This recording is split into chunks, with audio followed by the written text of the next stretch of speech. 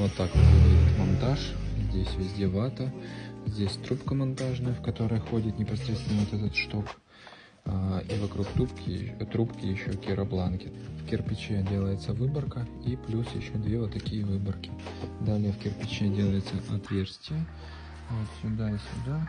Дюбеля по 6 миллиметров длинные.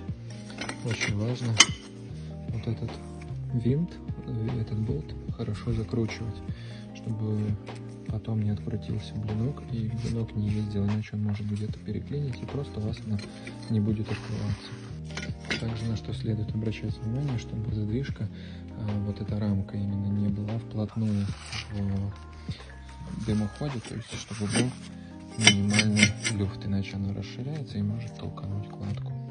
Так, все подготовил для того, чтобы выложить еще один ряд.